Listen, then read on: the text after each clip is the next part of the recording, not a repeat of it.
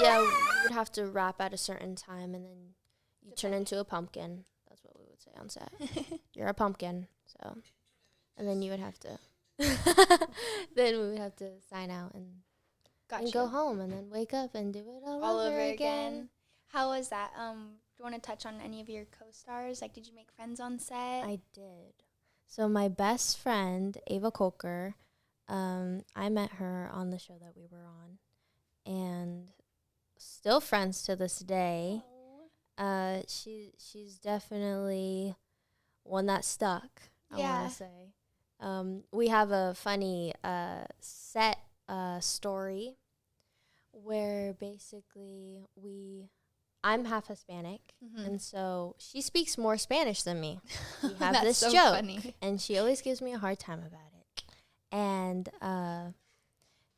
it would be como se dice, which means what is. And then we would say, like, red, and it would be rojo. So that would be the game that me and my mom played. So and then she grew up speaking Spanish, and so we would play it on set. And then I would ask this question, and I'd be like, como se dice chicon? Like saying chicken in a really Spanish accent. And her and my mom were like, what the heck, chicon? Like thinking it was an actual Spanish word. Pollo. And I was like, pollo. And then they were like, chicken. And I was like, oh my goodness. Like, you couldn't get chicon from chicken. But, and so it morphed from chicon. We would call each other chicon. And, like, even from, like, across the sound stage, one would be at Crafty, one would be on set talking to somebody, and then we would see each other and be like, chicon. Mm-hmm. And then it morphed into chicken. Because it's just easier. Chicken. Yeah. So cute. Yeah, that's our little nicknames for each other. That's really cute. For those people out there that don't know what Crafty is, will you explain? Crafty is the best place on earth. When you get to set, they provide snacks and food. So that's where the party's at. I've been on set, and some of the sets, depending on the budget, obviously, they'll have like 3 full-on meals, and like caterers come in, and like taco trucks, food trucks. It's absolutely insane. And then obviously other sets, they're like, okay, here's your like it really depends on where you are. But it's so fun being on set because I feel like you get pampered. You come in, they have all your meals ready. You go into hair and wardrobe. You go into costuming. People are like coming in between scenes and like touching up your makeup. It's like so thrilling. I love being on set. Yeah, I used to get a robe or like a little like puffer jacket before because it would be so cold. Yeah, especially for a sitcom, multicam. The creator was like, cold is funny. Mm-hmm. Like, we can't keep it warm in here. People start falling asleep. Yeah. So we would be like freezing on set. And so we would have to have the like jackets, little puffer jacket in between. Yeah. How cute. What other big things did you get to do from this after the sitcom? After the sitcom, and then COVID happened. Gotcha. And then during COVID 2021, when work started getting back, we went back for another season. And then that's when, I don't know, it was kind of difficult. Like, everybody went on Zooms and everybody did self-tapes and all that. I mean, I'm the kind of person that I'm better in the room. Yeah, so am I. I'm better in person. I like talking to people. I like having that genuine connection rather than just being behind a screen. Because I feel like they can't really tell who you are when it's just you're sending in a video in your camera roll to them, and then they're like watching all these things. You have to like really, really, really do something funny to like stand out. I feel like in order to get booked nowadays with all these self audition tapes. Yeah.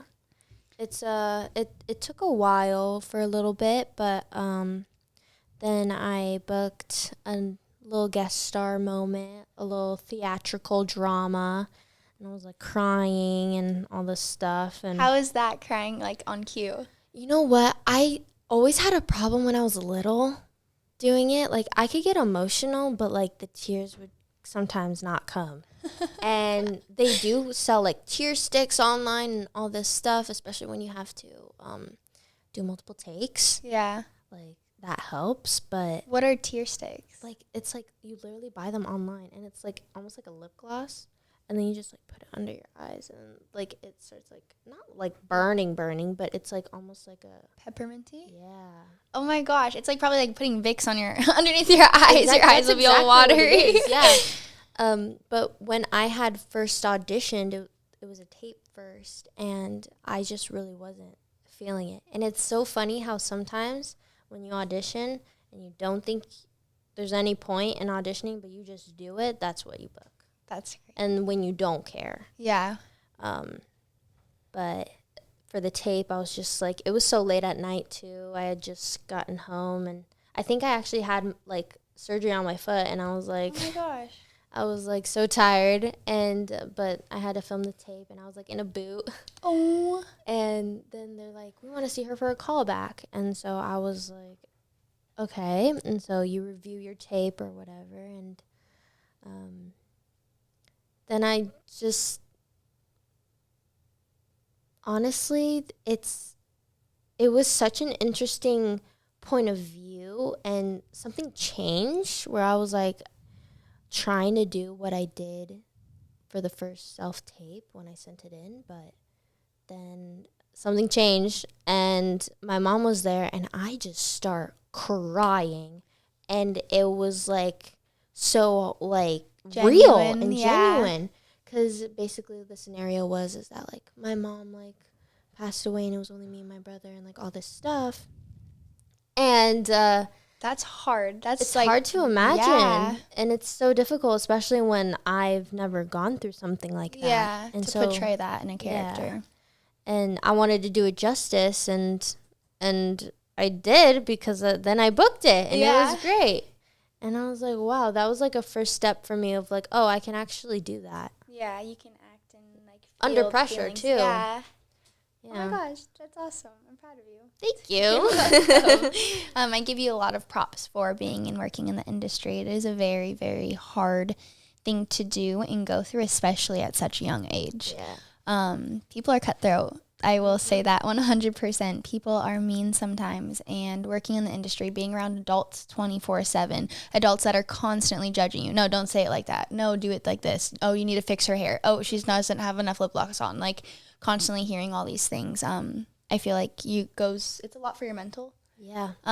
But I'm just proud of you for being authentically you and being the best version of yourself, of course. Yeah. Your maturity really, really shows. I actually met Julia in a dance class. We took a class at Millennium a while ago, and we just clicked and connected, and she's amazing. And I was like, oh my gosh, you did such a good job. And she's like, you did such a good job. I was like, let me get your Instagram. Yeah, it was so fun. But it's been nice getting the pleasure to see you grow and all the amazing things you're doing over social media. Thank you so much. You're welcome. I do have to say, you were probably one of the first of many people that were genuinely really nice to me.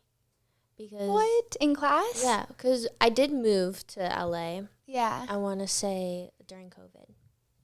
And I started taking more dance classes, and not because I was an actor first, and obviously I danced first, but acting was my job. Yeah. And acting pays for dance. And I all of a sudden really took it seriously.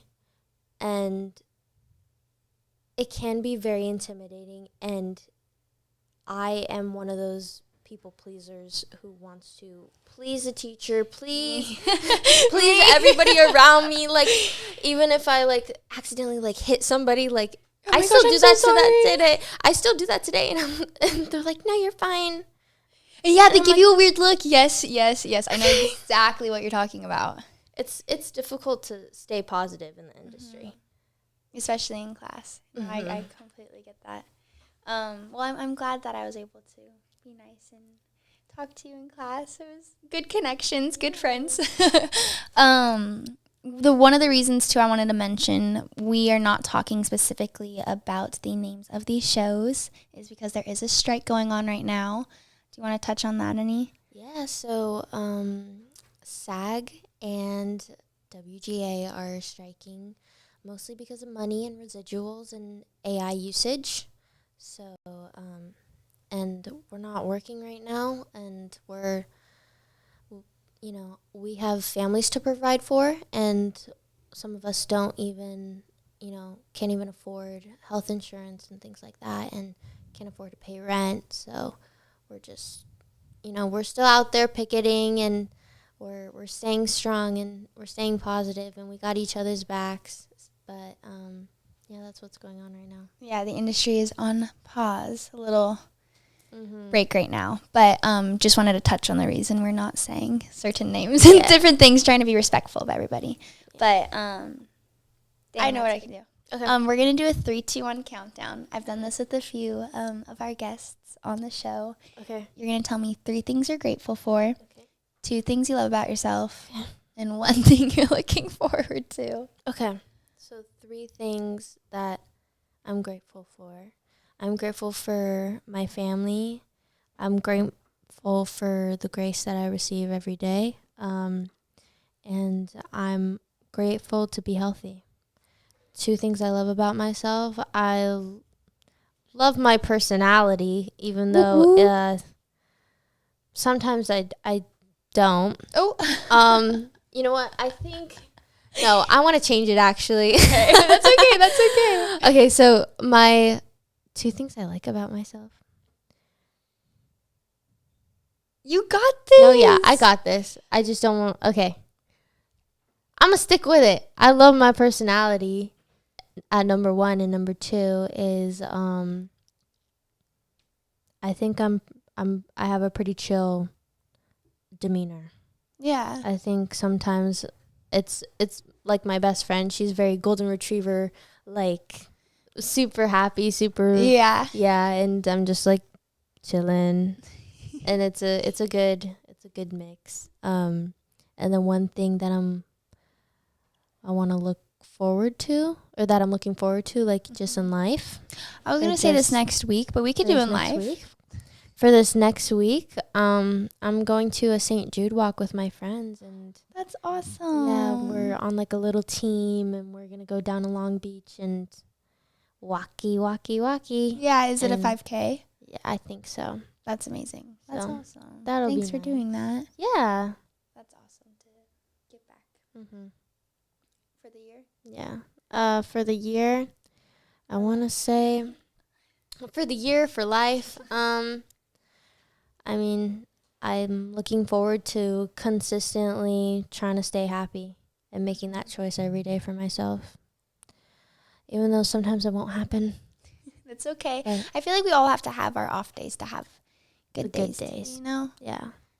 It's like, there's no... Because then it makes it more grateful for flowers. The good days. Yeah, there's no flowers without any rain, you know? Exactly. Yeah. Oh my gosh, I love that. Yeah. No flowers without rain. That's so cute. But I just want to say thank you so much for coming, talking, sitting down with us. I appreciate you. I appreciate your presence. And I love you. Give me a hug. You're so sweet. Oh, thank you for having me. Of course. It has been such a pleasure. I'm excited for everything to come and to see what you've actually been working on. And maybe once all the strike stuff is over, we could even have you back on so you can actually deep dive into everything that you've been on and all the shows and whatnot. But yeah, good luck with everything. And thank you guys for tuning in. We appreciate you. I love you so much. You're amazing. If you've been tuning in every week, I do genuinely appreciate all the love and support. Thank you. Yeah. And we'll see you next time. Bye. Crazy.